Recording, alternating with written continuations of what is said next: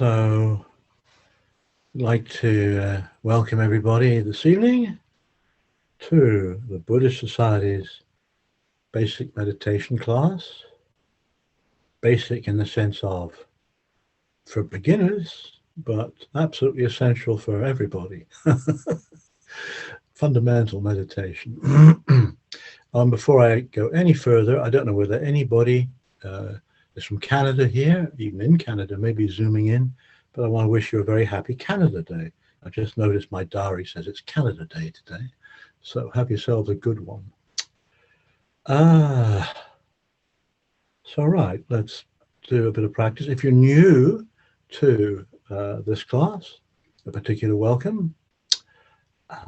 If you really are new to this class, you won't know anything about it, and so you have a distinct advantage over everybody else because you'll be that little more kind of curious. Actually, open-minded curiosity is the best thing you can bring to a meditation class. That actually, and your body. I want to just mention that because one can learn a lot from the body. In particular, you can learn that whatever we have most extraordinary sort of preconceptions about the body and the perfect posture for meditation and all of that. And it's like we've all got the perfect body for meditation practice. Well, that's absolutely true. So don't believe otherwise. It's not a question of being too old or too tired or whatever. You brought it along. It's going to be perfect until we say bye-bye later on this evening. If you're new to the class, or new to me taking it anyway, we'll sit for a bit, about 20 minutes or so, and I'll try and give a few tips, a bit of help if you need it. And if you don't need it, that's just great, because you can just let go of the sound. It's just another sound. When we used to practice in Eccleston Square in London at this time of evening, you get a lot of traffic noise, commuting, people going home, taxis, the odd police siren or ambulance going past. And that is a great place to practice because you just notice the sound. It comes and it goes. That's it. And you can do the same thing if there's somebody at the front of the class or on your screen who's telling you something already. You just notice it, let go. Just don't let it sort of penetrate beyond the ears. So, and there again, if anybody here is working with a particular technique, method, that's you're quite content with, that's fine. Just use this opportunity of staying with that. You don't have to, whatever working with it well means. If you're content, let's say, if you're content with it, stay with it. I'm going to, I guess, say a bit about the body, and probably a bit about one particular aspect of the body, which is the breath. But there are many other meditation methods very useful for calming the mind, getting a bit of focus, that sort of thing. But that's probably what I shall suggest tonight as an aid to cultivating this thing called mindfulness. So we'll do a bit of that with a bit of guidance from me. And then after a little period of meditation, I say 20 minutes or so, take a little break, you can stretch. I may have a few more thoughts to offer. And then there'll be a further period of meditation where I'll try very hard not to say anything very much. and then at the end, whenever that is, probably keep meditating until, or meditating. Look, who said, well, you're going to stop meditating? When Ajahn Barry teaches the class and he rings the bell at the end, he says, don't think you're stopping meditation now.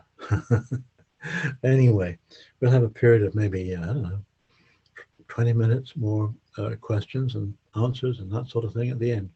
So that's the sort of schedule, as it were. So let's get to work.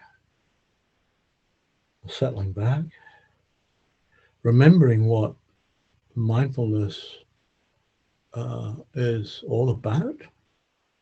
And my take on it is it's a practice of knowing or noticing, being aware, an open-minded practice. You know, it's great to bring along an open mind. That's exactly the right thing you can bring along, an open mind. And complete beginners, you know, you've got that advantage over the rest of us. But if you're a complete beginner, it's quite okay to come to the Buddhist Society tonight, not having a clue, not having a clue about mindfulness. That sounds incredible to say that, but not having a clue about mindfulness, but just gentle curiosity. You know, kind of suck it and see, have a look at it, try it out. No commitments, that sort of thing. Then if it works, there's more commitment. That just happens automatically. So it's a noticing and knowing practice. And the two words I use to myself when I'm talking about mindfulness is noticing and letting go. You say noticing what? It's like whatever comes into the mind. Because we're not going to blank out tonight. And I promise you I'm not trying to hypnotize anybody or anything like that. We're not going to blank out. If you blank out, it's probably because we've gone to sleep. But that's not mindfulness particularly. You can be mindful of being very weary and tired. That's interesting. Very interesting. But the practice is not blanking out at all. Things will happen in the mind. Right? All sorts of things will come into consciousness. We will think and remember, and maybe the odd emotion or two will creep into the mind or barge its way in, and all that's kind of natural. And the practice is just to notice that. That's all. Notice it, and then, if we can, let go of it. And to me, the difficulty is always the letting go bit, because what comes into my mind is invariably riveting, fascinating. You just want to hug it or push it away. And that's where the issue arises, the attachment. So the trick is to notice, to be the knower, what's in consciousness, what's coming into consciousness and leaving consciousness. Know that, let go of it. You know, it's like one of my favorite phrases to myself is when I notice some sort of habitual pattern of thinking or something is, there we go again. You know, it's like, oh yeah, there we go again. End of story, back to the meditation object. Noticing and letting go. And then I'm not at all obsessive about posture. It's a posture which supports noticing and letting go. So it's an upright and alert posture. So I'm sitting on a chair, I'm sitting forward on the chair. I don't think I'm going to lean back. No, I'm not going to lean back on the chair. So I'm sitting on a chair and I'm sitting upright, but there's no tension there. I've somehow got things balanced. My hips, my buttocks, backside are above my knees. It's a stable, reasonably comfortable posture. It's an alert posture which supports noticing things, whatever those things are. But it's also a relaxed posture, because relaxing kind of is the physical counterpart of letting go, isn't it? And we let go of tension. We all know how to do that. It's difficult, not sometimes, to let go of tension, but we know letting go of it is not struggling with it, it's relaxing. And that's the name of the game. That's what we're sort of working with when we practice mindfulness, not denying whatever comes into the mind, noticing it, being very honest about it, letting go of it. Posture supports it by being alert and being relaxed at the same time. So I hope while I've been talking, you've had the chance to sort of fidget around, wriggle around, get a stable posture that ticks the alert box and ticks the relaxed box. And why don't we just scan the body for a moment or two, in particular noticing for any tension. Just the physical body. Just it's perfect. Each one of us has brought the perfect body along tonight for us to be aware of, just as a mass of sensations, movements and heat, pressure. It's all there, isn't it? Physical sensations. Notice the feeling of sitting, the feeling of sitting. Weight of body on, on a cushion, on a chair, on a bench. Just that. Weight of body, contact, sitting. Okay. Feet are touching something on the floor. Notice that. Sitting on the floor, how are the legs and the knees? Just notice that.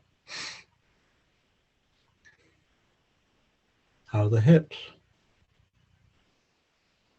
And if there's kind of discomfort anywhere, just be aware of that, and maybe adjust the posture. Notice it. And then resist the urge to start telling a story about it, telling a story about me and my poor old body. Just be aware of the sensation. That's enough, isn't it? Hands, we've put them somewhere out of the way. We've parked them. And notice the hands. Warmth, but is there any tension in the hands at all? Relax the hands. Relax the hands. Very sensitive things. And it's very easy to find ourselves just hanging on to something when there's nothing there, you're clenching the fists a bit. Relax the hands, but notice the tension, the heat. Notice the breath, in particular, the rhythm of the breath in the abdomen, in the belly.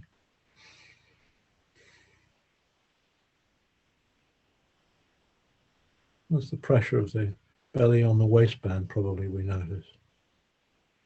As we breathe in and out. Now, how are the shoulders? Any tension there? And the point is, it's not there should or shouldn't be, but if there is, we could maybe let go of it. That's just a suggestion, if we want to. If we want to. Maybe, the conditions are not right to let go of it, but we know it's there. There's tension, okay?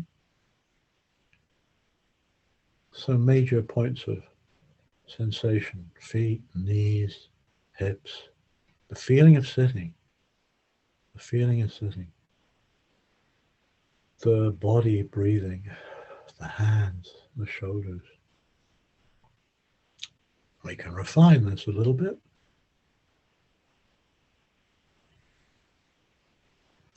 Lips touching, saliva in the mouth, any tension in the jaw? Are we still fighting the battles of the day? Just notice that. We're creatures of habit. And one thing we learn in mindfulness meditation is all about these habits. The kind of habits make up this peculiar thing called me and I and all that, often. Bunch of habits. Saliva in the mouth. Warmth of the room on the skin. Breath on the nostrils. Eyelids either closed or eyes either closed or half closed. Sensations around the eyes. If the eyes are closed, the eyelids touching. Anything around the ears at all? Forehead? Maybe we're trying too hard? You don't have to. You don't have to try, you just have to notice. The knowing practice. The attitude is there's nothing to get, nothing to attain, everything to be aware of. Into the scalp, top of the head. Anything there, nothing there. You be aware of the feeling of nothing being there. It's interesting, isn't it? Being aware of no sound or no sensation or no sight. It's interesting, you got your eyes closed. Yes, I have.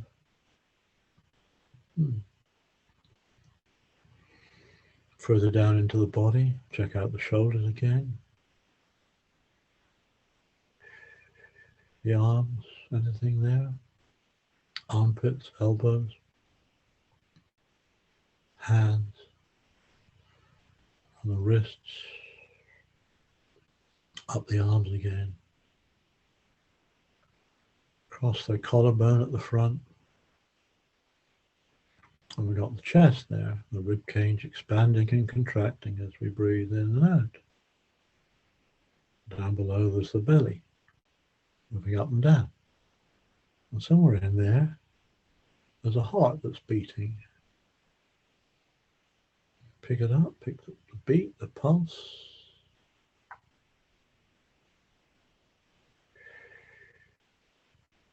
Up to the shoulders, across the shoulders at the back. How are we doing there? Down the spine, down the sides of the body. Small on the back, feeling of sitting, tailbone.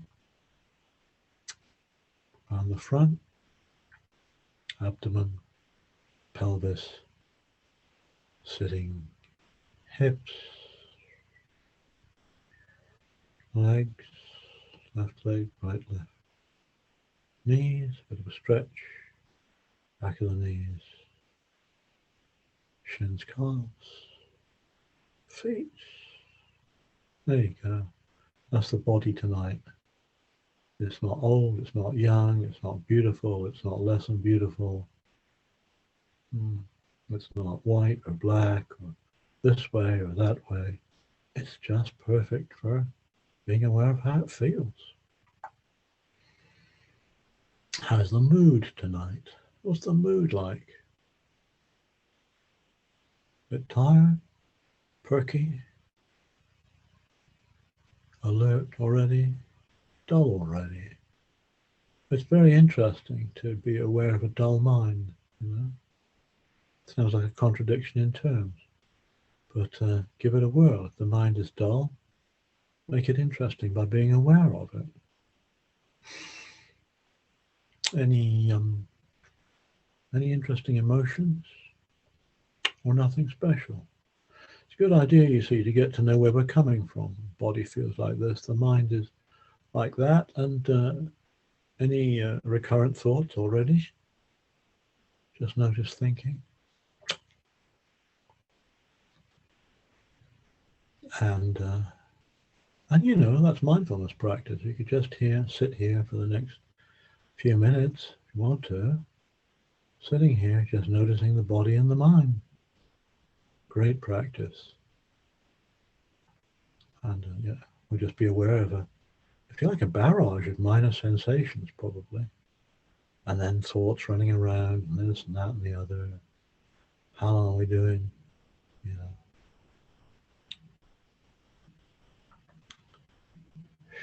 But it's always good to I was going to use the word discipline. I don't really mean that. A bit of stabilizer, a little bit of a base and anchor that stops the awareness, the attention from running all over the place a bit. Very exhausting, as we all know. You know, busy mind can be fascinating and interesting. It can be very tiring as well, actually. Particularly, you know, at night, you probably would like to switch off a bit. This might be quite good practice for switching off. If we know how, it's like, how do we let go of stuff that's buzzing around in the head? Well, actually, we've got a lot of control over that if we want to, because we can direct the attention to wherever you like, really. So you're sitting here now, you can direct the attention to some broccoli, or you can direct the attention to the breath, the feeling of breathing. Just the feeling of the breathing on the nostrils, on the belly. It's always there, a rhythm of the breath, the rise and fall of the abdomen, the in-breath, the out-breath. Completely uncontroversial. You don't have to control it. Body knows how to breathe pretty well, really. And it's actually it's quite tranquilizing. In-breath, out breath.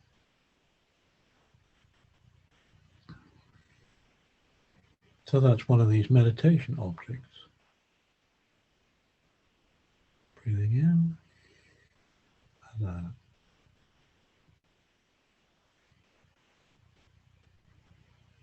And maybe you've been sitting here for a few minutes together, and maybe things are settling down a little bit, or maybe not. The thing about the breath is that on a good day, it's tranquilizing. People are looking for peace of mind. Breathing in, breathing out. But it's not stimulating. There's stimulus and there's tranquility. And the breath is, as long as we don't have some sort of breathing problem, breath's very tranquilizing. But it's not exciting or stimulating. So it's in the nature of the monkey mind, the attention to wander. That's just our nature. There we go again. Little monkey, chasing that juicy fruit or running away from that rather threatening looking tiger down there. That's what the mind does. The attention does. It wanders. It wanders. And the magic of the mind is that we can pay attention to the attention. There we go again. Thinking, letting go of thinking, pointing the attention back to the breath. Breathing in, breathing out. And there we go again. The mind is off again somewhere, remembering something. Thinking, am I doing this right? Noticing that, letting go, breathing out. Yeah.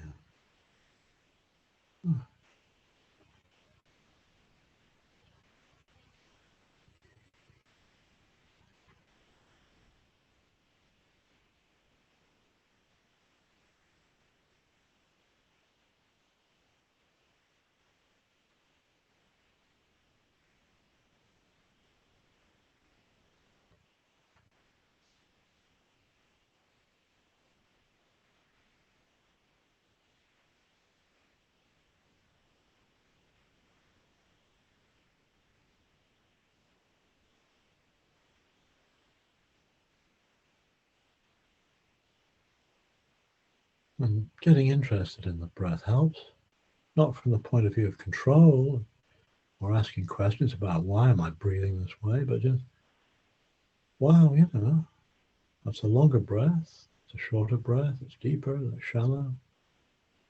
And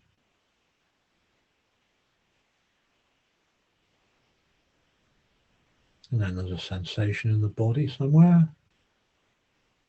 You notice that. Point the attention back to the feeling of the breath. If a thought pops into the mind, you notice that. And maybe before you can get back to the breath, that thought will trigger off a feeling or an emotion. And that emotion will resonate somewhere in the body. You notice that. Back to the breath. And out. Making just enough effort to follow each individual breath from its beginning of an in-breath to the end of an out-breath. And this requires patience and a bit of determination to do it.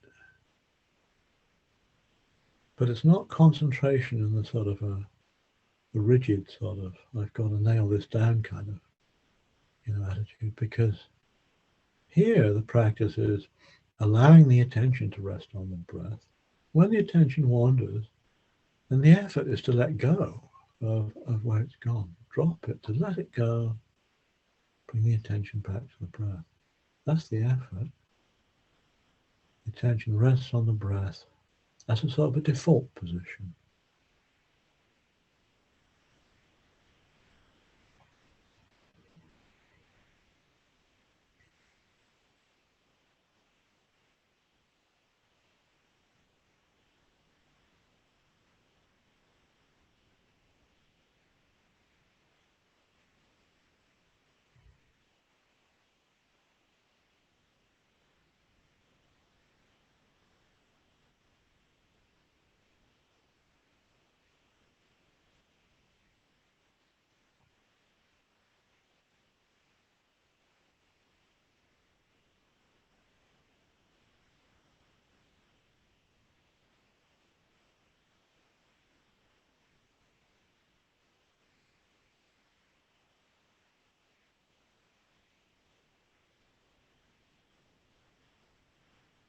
maybe even enjoying the breath.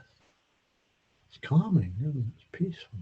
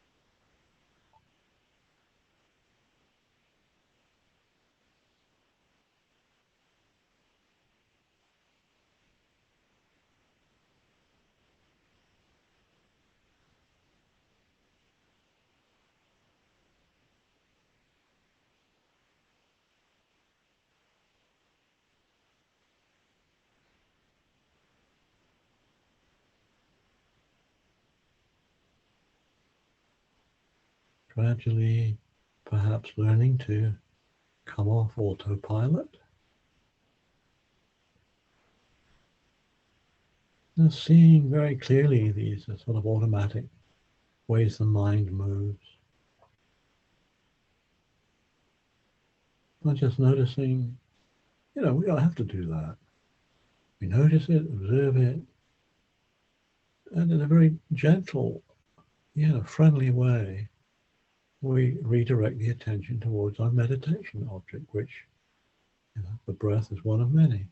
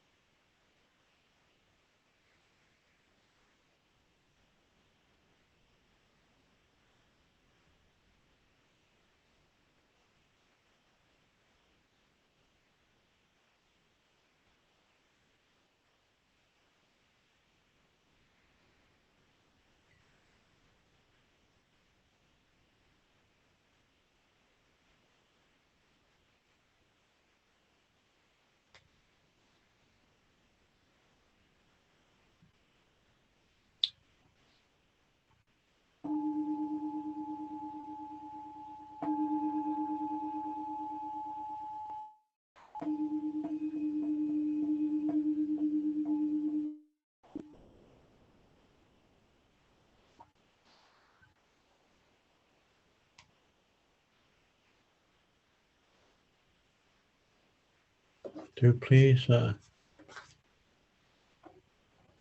change posture, wriggle around, have a sip of water.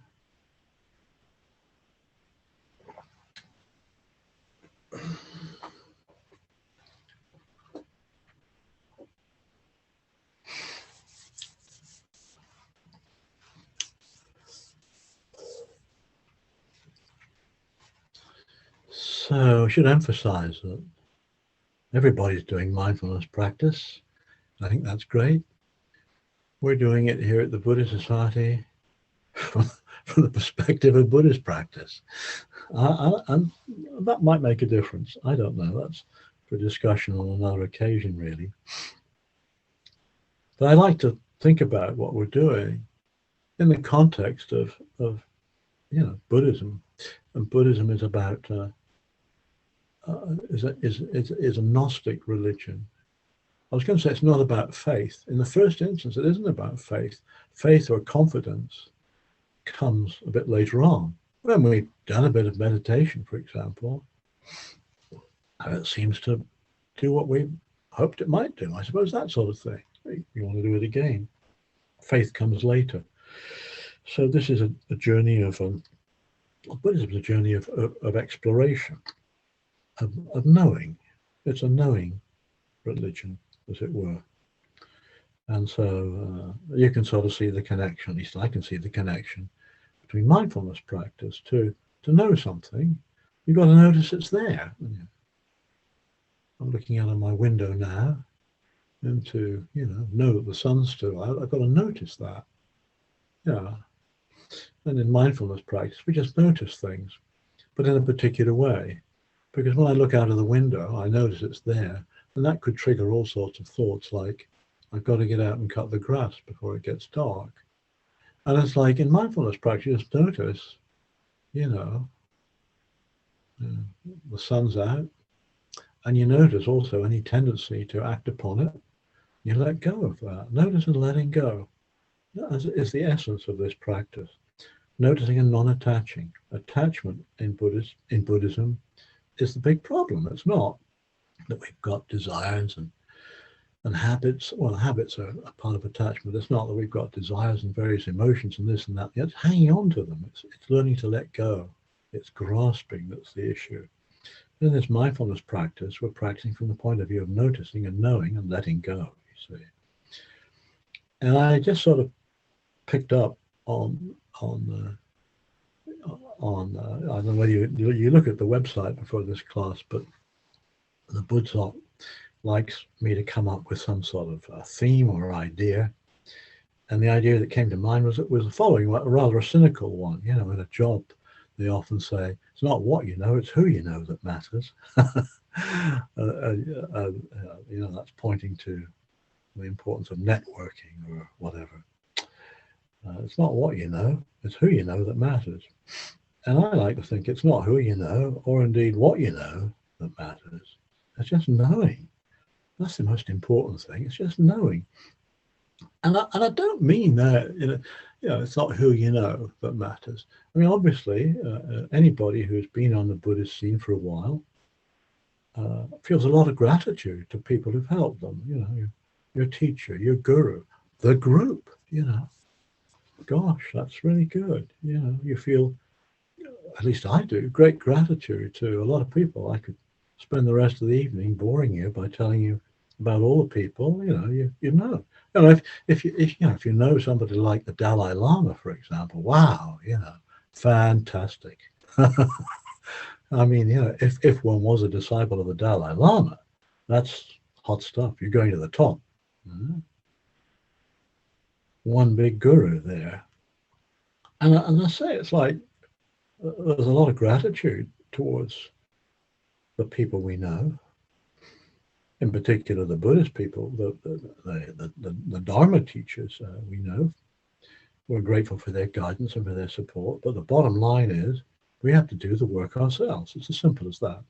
In this practice, we have to do the work ourselves. They can guide us, they can help us, they can inspire us, they can kick us up the backside, but we've got to do the work ourselves. So it's not a question of who we know. We're grateful to them. Thank you very much. But actually, I'm thinking about it now, the teachers whom I feel most grateful to are those who, it's like they're not trying to form a fan club or anything like that. They just present the teachings, get on and do it. It's very interesting. So it's not who we know that matters. We've got to do the work. And in a way, it's not what we know. I mean, it's like I've been doing for something else altogether, but I found myself reading quite widely about Buddhist traditions that I really am not familiar with. So I've been doing quite a bit of reading, trying to understand, trying to get my head around Mahayana Buddhism or Tibetan Buddhism, but particularly Mahayana Buddhism. And it's fascinating. It's absolutely fascinating. It's difficult for a simple person like me to understand, but I found it absolutely fascinating. But then it's like, but so what? Am I any more? Am I more? Any less unenlightened than I was before? The answer is no. So you can know a lot about the different traditions of Buddhism. And the problem there is, in a sense, the more you go, the more we know, the more you can have doubts. So it's like I suppose I've mainly studied in the Theravada tradition, or practiced in the Theravada tradition, but then you read a lot of highfalutin, very impressive material in Mahayana Buddhism, and you start doubting. It's like, well, maybe they've got it right. Or you can know an awful lot about meditation, can't you? It's like you come to a meditation class, and there are these techniques out there, different. I know we've just been talking about mindfulness of the breath, but sweeping the body, developing metta practice, sound of silence, using mala beads, and then getting into other traditions. Tibetan Buddhism involves a lot of visualization. That's very interesting, right?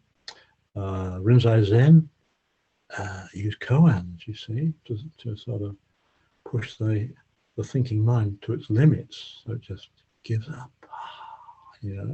Fascinating. So it's like you know all about that, but then it just leads often to the mind thinking, well, I should try this or that or the other. So what? Right?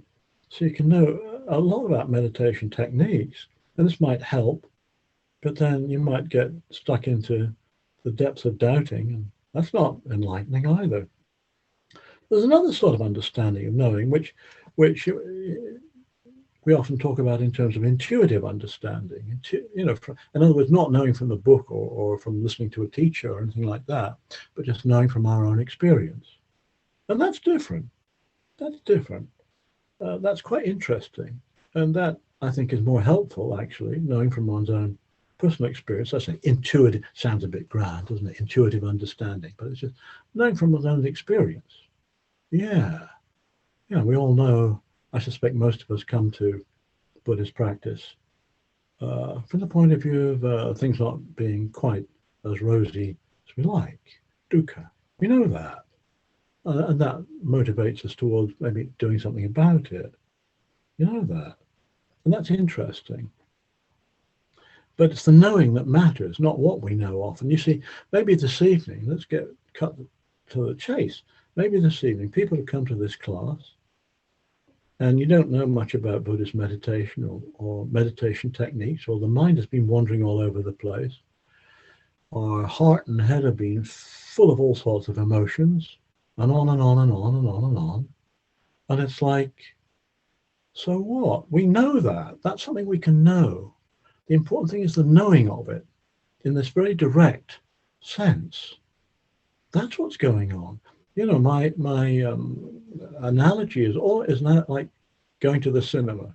There's a movie, and the movie is whatever we project onto it. It's a love story, it's a horror story, right? But the movie is a projection on the screen. The screen is just as important. The screen will encompass anything we project on it. And this is all about the difference between the mind and the contents of the mind. Everything I've talked about so far. Teachers, the class tonight, it's all, you're all in my mind. I'm in your mind. There's a Buddha image there, and it's an image that's appearing in my mind and your mind, right? And the state of the mind is something that's appearing in the mind as well. So what's holding all of that there? And that is the mind itself. There's all contents of the mind. Contents of the mind are interesting, fascinating. They we can identify with them, right? There again, that's another construct that's in the mind. And behind all of this is just knowing. It's the knowing quality. It's knowing that matters most. Knowing, letting go of it, noticing and knowing, letting go.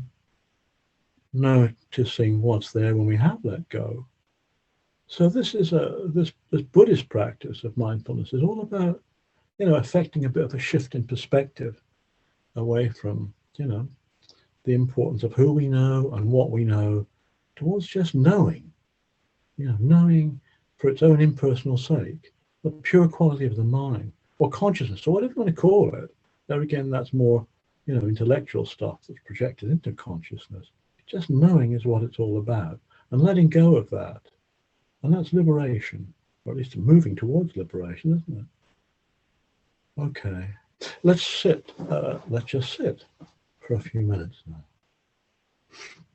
Just noticing, knowing, what's going on. It's going back to this lovely teaching that was given in the Introducing Buddhism class, which is just going to sit down and see what happens.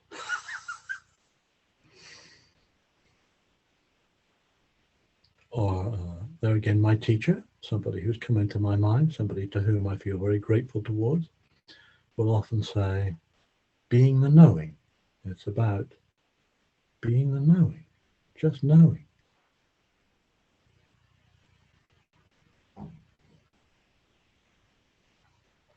So there again, just tips. Let's go posture, alert, relaxed posture. Notice what's going on in the mind, how the body feels, being the knowing. Breathing in and out. Noticing the breath. That's another mental object, isn't it? Being the knowing.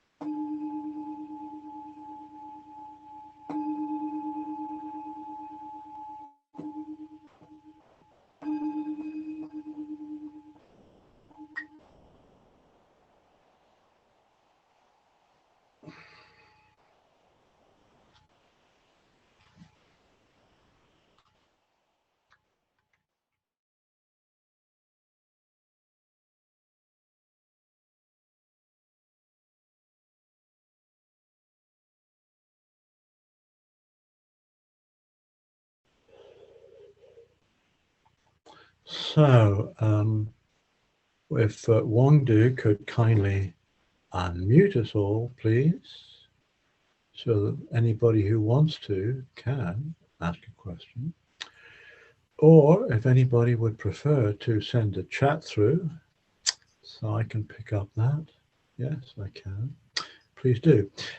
Before we have questions and all of that, next week today, Richard Bober will be leading the class. Do come along. And I just want to remind you about other meditation classes you might like to go to as well, not instead of, as well as this one. Mondays and Fridays lunchtime, and Sunday morning. Monday and Friday lunchtime and Sunday morning. And there are meditation classes there. They're open to anybody and everybody.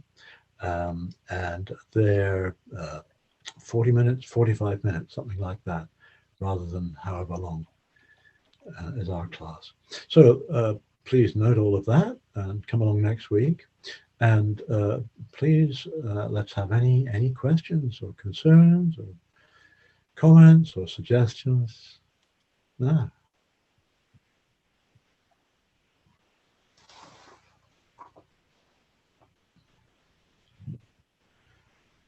And you're all unmuted if you want to be. I just sent you a message, Colin. Good evening. Hello. Oh, it's Yasha. Hello. Yeah. Did you say that Buddhism is a faith?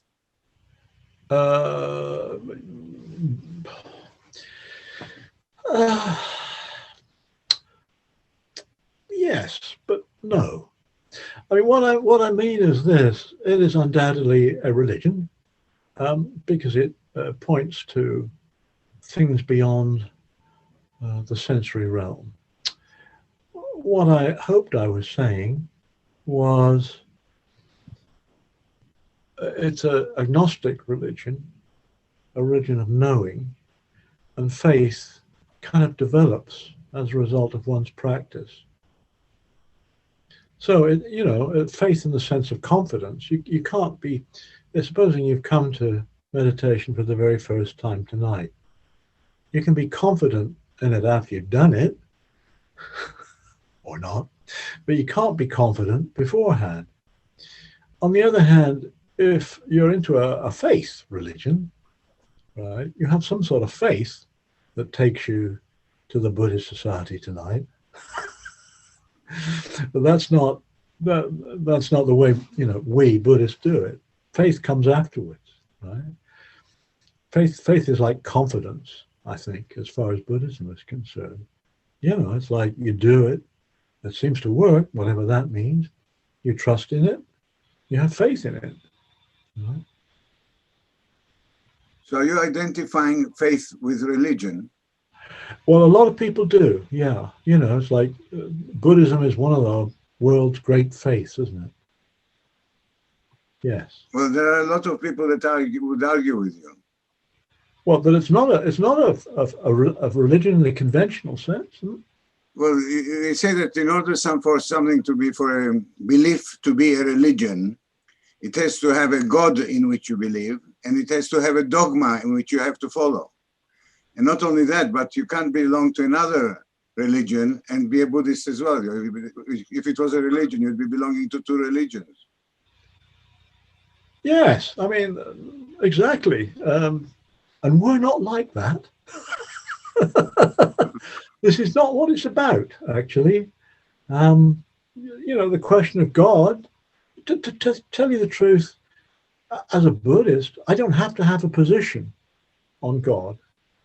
I get people come along to the door. Well, the Jehovah's Witnesses don't come around much, but when they did, they'd sort of ask what I believed. They'd hold the Bible up and ask me if I believe this, that, or the other, or do you believe in God? And it's like, well, the important thing is that you should, because they're doing it that way. I don't have I don't really. It's not a contestable issue as far as I'm concerned. In the days when I used to go into prison, I'd be in the multi-faith room, or classes of faith in the chapel where I go to. And many of the other people who use that room believe in God. You know, it's like on a Friday, it's Friday prayers for the Muslims. And I tell my guys, you don't have to get into that. Does God exist or not? That's just another concern in consciousness, as far as I'm concerned. Maybe it's true, maybe it's not true. I don't have to take a position on it. It's not one of denial or anything like that. It's like, I genuinely don't know. I don't know. But in terms of dogma, as a Buddhist, there's the Eightfold Path. Is that a dogma or not? To me, they're guidelines, suggestions, guidelines, conditions, which, you know, lead to the liberation of suffering. At least that's the claim. Right? Buddhism. It's like all these so-called things in Buddhism, ethics and principles and meditation. It's all about, if you do this, then that. It's all about getting the conditions right for liberation. It's not attachment to dogma. It really isn't. And I wouldn't say to anybody that Buddhism is right or wrong for you. I'd say, I'm pretty sure it's right for me. In fact, you know, yes, I'm very sure. I'm not pretty sure. I've been doing it for rather a long period of time. I don't think I'm completely stupid. In my experience, it seems to go in the direction to which it points. In that sense, I have confidence in it. I have faith in it. But I'm not saying that to anybody else at all. I mean, I'm not saying it to any of the Muslims or Christians I might meet in the chaplaincy. And I'm certainly not saying it to anybody at this meeting tonight. Do you belong to another faith, Colin? I don't know. That would depend on the other faith. I'm of the Jewish faith and feel very comfortable with Buddhism. Well, of course. I mean, many years ago, when I first kind of got into all of this, there were a lot of very fine insight meditation teachers who from the States who were Jewish. I mean, the term Jubu was well known, actually. Of course. I mean, if from a Jewish point of view, you can do Buddhist practice as well. I mean, that's fine. From a Buddhist point of view, it's fine. I mean, the very first retreat I went on at Amaravati Buddhist Monastery,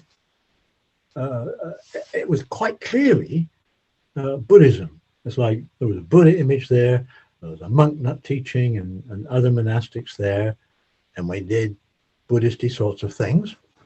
And sitting, in those days I sat on the floor, sitting across sat in a sort of semicircle around the Buddhist shrine, and sitting across from me was a Christian nun, sitting there dressed as a Christian nun with a big petrol cross right on. And I was delighted. You know, I thought, this is absolutely great. And I don't suppose she was excommunicated as a result of it. It's her call. It's her call. So, I mean, you know, it's like when you ask me, can you be of another faith and practice Buddhism? If you're okay with that, we Buddhists certainly are. I mean, it's like, but I promise you, it's not like proselytizing. I'm delighted that a Christian nun would go to a Buddhist monastery and practice meditation. Is Buddhism tolerant of other Chinese philosophies like Taoism and Confucius and so on? Well, I think so. You know, it's like my understanding of Chinese religion, it's kind of a cocktail, isn't it? Or the same in Japan. It's something like you're born this way and you live as a Confucian and you die as a Buddhist. And it's like, it's because it's not, Buddhism is not kind of exclusionary. It's not exclusive.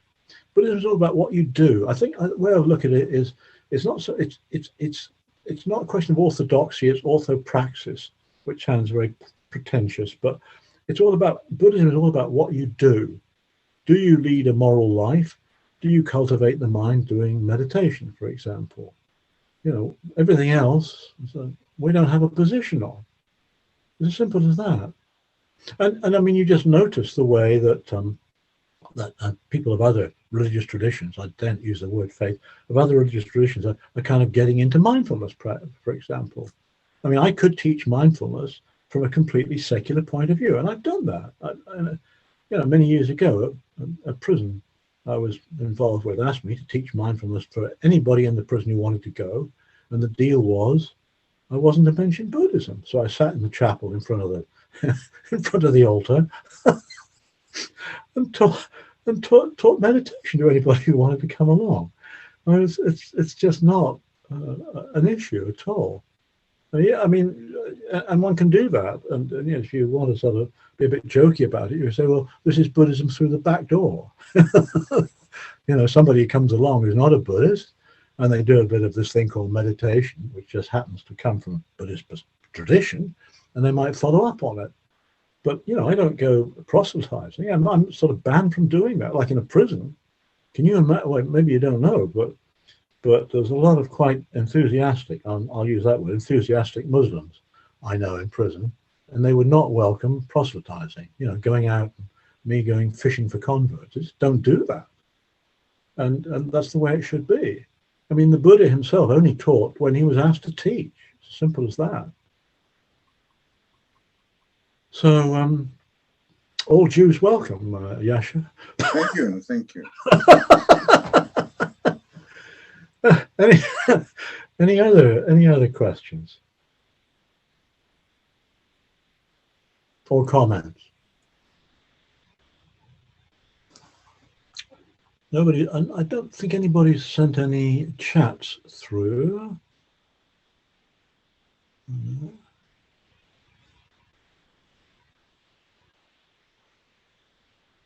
I can't see. Hang on. No.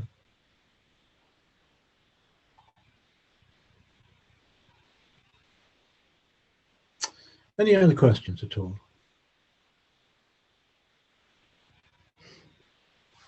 It's very much a faith of free inquiry, isn't it? I'm sure if you've got into Buddhism at all, you've come across the Buddha's teachings are in sutras, and there's one called the Kalama Sutta. And the Kalamas were just a tribe of people, and one day the Buddha was one of many sort of wandering ascetics who were teaching at the time, and he went into Kalama country and was teaching, and at the end of it they said to him, look, this sounds fine, but you're just one of many, right? Lots of other people are coming around. Why should we believe you? And he said, well, don't. He just said, try it out. And he specifically said, it's not a question of believing in something because somebody says so, or you've read about it in a book, or this, that, and the other, or you've heard good things about it. Try it and see. And it's that spirit of free inquiry, which I think a lot of Westerners find hugely attractive. To become a Buddhist. I don't know what you have to do to become a Buddhist, to tell you the truth. I mean, in some traditions or groups, there's a formal process of going for refuge, right? I think which Buddhists would do, and so you typically this happens with a monastic leading proceedings. So you'd request a monastic to give you the refuges and precepts, and the refuges and precepts I could actually tell you this in Pali, but already numbers are dropping off here, so I won't do that. But I mean, so it's like you say, homage to the Buddha, I go to the Buddha, my refuge, I go to the Dharma as my refuge, I go to the Sangha as my refuge. You repeat that 3 times, and then you say, I undertake the rule of training to refrain from killing people, things, beings, whatever. I take the rule of training to not to pinch stuff, and to take the rule of training to refrain from sexual misconduct, and to take the rule of training to avoid false speech, and to take the rule of training to refrain from anything which impairs one's mindfulness. And that's it. And in some traditions, they make it, it's like a big deal doing that. But frankly, when I sit on my own every day, I just repeat that to myself in my best Pali, actually. And I do that, actually, because it's like one moment I'm zipping around doing stuff, and then the next moment I'm going to be sitting quietly in meditation. And I find it very helpful at the start of a period of meditation just to remember some words, and that they just happen to be the words involved in going for refuge. They're no more than that. It's just bringing attention into around a form of words. Are you not reaching out for enlightenment, Colin? I'm not teaching. Reaching out for enlightenment. No, it's kind of there. You don't have to reach out for it. My understanding is it's right behind you now. It's like, particularly in the Mahayana traditions, it's like almost every being, but I won't go that far because I don't know enough. I would certainly say everybody here tonight, indeed all human beings, have the potential to be fully enlightened. It's part of our nature. I mean, some Buddha images. Oh, I can't see behind me. But actually, the Buddha image, I think I'm right in saying that the Buddha image that we've been showing tonight, I don't want Wangdu to put it up again, but I think it shows a Buddha meditating but touching the ground with his right hand. Okay? Sakyamuni. Yeah. So the historical Buddha, Sakyamuni, whatever you want to call him, Siddhartha Gautama, he's sitting there under the Bodhi tree, and he's got one hand on his lap, and the other hand he's touching the ground. And the symbolism of that is as follows, as I understand it. So leading up to his enlightenment, the story goes, and by the way, the other thing about Buddhism and belief and all of that is, I'll let you into a secret, but Asian Buddhists will be horrified at what I'm about to say. Whereas in Christianity, the existence of Jesus Christ is really quite important, and in Islam, Muhammad the Prophet, peace be upon him, is really quite an important person. From a historical point of view, actually, it's like if the Buddha never existed, it wouldn't matter that much, you see. And now, by the way, I have absolutely no doubt the Buddha did in fact exist. But there's historical evidence for that. But you see, the Buddha himself, when he was dying, he said, you don't need me, you got the teachings and the monastic rules. That was it, you see. So you don't, it's like the Buddha, I have no doubt that the Buddha, existed. That's not quite, sorry. Getting back to touching the ground. Gosh, it's easy to get distracted. Getting back to the gesture of touching the ground. Yes, while the Buddha was meditating under the Bodhi tree prior to his enlightenment, Mara, who's the sort of equivalent of the devil, the evil one, tried to knock him off course. And he sent all sorts of temptations towards the Buddha, including his utterly charming and seductive daughters and all sorts of other things, you see. And the Buddha said, no way. In fact, he said something like, I know what you're up to, Mara. I've got your number. And he called the earth to witness that, Mother Earth to witness it. And he touched the ground, witnessing as a gesture that it's natural, actually, that enlightenment is part of our nature. So it's not, and I think it's quite important to understand that, because it affects our approach to the practice. It's like, it's a million miles away from, being here trying to get there. I mean, there is a goal. Don't let me fool you that there's not a goal in Buddhism. It's called, as you said, it's full and complete freedom from suffering, nirvana, nibbana, whatever you want to call it. But it's not something that you've got to get. It's something to realize. What I like about the tradition in which I've, got most familiarity with, Thai forest tradition, Ajahn, Subhaddo, and all that. We talk about realizing enlightenment. In other words, making it real in our own lives, not going out and hunting it down and catching it. It's not like that. It's just making it real. It's realizing our potential. It's that sort of attitude, which I think that's a good way of going about it. Okay. Do you have to become a priest in order to realize it? Oh, no. I hope not, because I'm not a priest. No,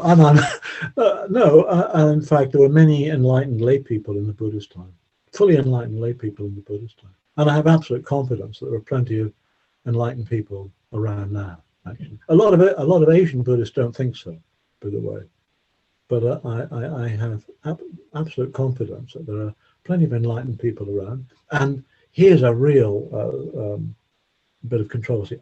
I have a suspicion that there are plenty of non-Buddhist enlightened beings out there as well. How about that? That's a real shocker tonight. Can I just pause for a moment and look at somebody sent me a chat. A basic question: what's the difference between a meditative state and falling asleep? Nicole, thank you for asking that question. Right. Well, I think falling asleep is not very. It's like, what do we mean by being mindful? Alert and relaxed, and that's walking a tightrope, isn't it? Being alert and relaxed. And I think falling asleep is falling off the tightrope in the relaxed direction. I think, it's like, but the way I don't want to get dragged into it, but by saying this, I shall get dragged into it, but I don't want to maintain that there's no consciousness during sleep. There may well be, but it's not the sort of alert consciousness usually where one can let go of it and return to and just let go of it. If you think about it, it's quite difficult if we're dreaming to let go of it. The dream will sort of cease on its own. But it's not like in meditation. You sit in meditation and you start daydreaming. One can notice that, bring the attention back to the meditation object. So I think, it's in meditation, there is definitely alertness, knowing. There's that quality of knowing, which I think is absent in sleep. Now, you may use, from a secular mindfulness point of view, you may use meditation as an aid to sleep. Of course, you lie down, you relax, right? You bring attention to the body. You combine mindfulness with these well-known relaxation exercises, swinging the body through from the toes, relaxing every bit. You got the body, and you're probably asleep already. That's okay. It's not meditation. Not meditation, but so what? Right? Or you may wake up in the middle of the night with something on your mind. You've been doing it, you know a bit about meditation, so you know what's buzzing around in your head. You have a meditation object there. Let's call it the breath. You bring the attention to the breath and let go of the thing that's buzzing around in the head, and you go off to sleep. But they are different. They're okay, Nicole. The real, and by the way, it's quite easy when you're meditating to fall asleep, and that's why an alert posture helps, actually. Any other questions?